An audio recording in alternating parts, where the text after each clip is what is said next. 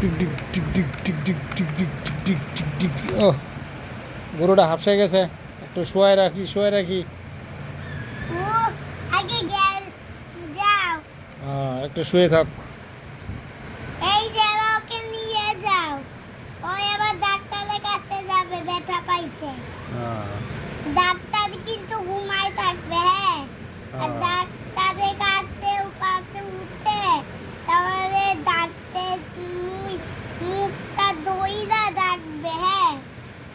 ঠিক আছে। আর আমি ডাক্তার সাহেব গরুটা আমার গরুটা একটু পাটা ইয়ে গেছে, ব্যথা পাইছে, একটু চিকিৎসা করে দেন তো। এতক্ষণ ঘুমাইছি, ঘুমটাও দিতে পারে না। ওকে আগে একটু চেক আপ করে দেন। দেখতাছি। ব্যথা পাইছে। ওর পাটা নিয়ে নিতে হবে। কেন পাটা ব্যথা পাইছে? হ্যাঁ, পাটাতে আমি একটা নতুন জিনিস লাগাই দিব, তাহলে আর ব্যথাই পাবে না ঘুমানোর সময়। আচ্ছা ঠিক আছে, লাগাই দেন। এই যে এখানে মলম লাগাই দি পাটাতে। আর আচ্ছা। লাগাই দিচ্ছি, দেখো আবার সুস্থভাবে হাঁটতে পারে। এই দেখো, সুস্থ নিয়ে যাও। এখন তো আমার গরু হচ্ছে সুস্থ হয়ে গেছে। এবার ওষুধগুলো নিয়ে নাও, কালকে করে খাবা। নিয়ে নাও। দাও ওষুধগুলো নিয়ে যাই।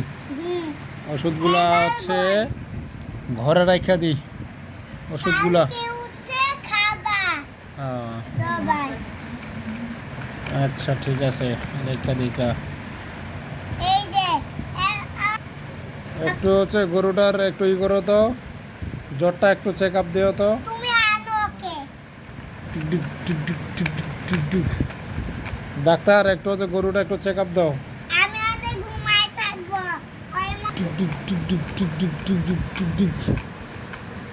ডাক্তার সাহেব উঠেন, তো আমার গরুটা একটু এই যে জ্বর হয়েছে, জ্বর।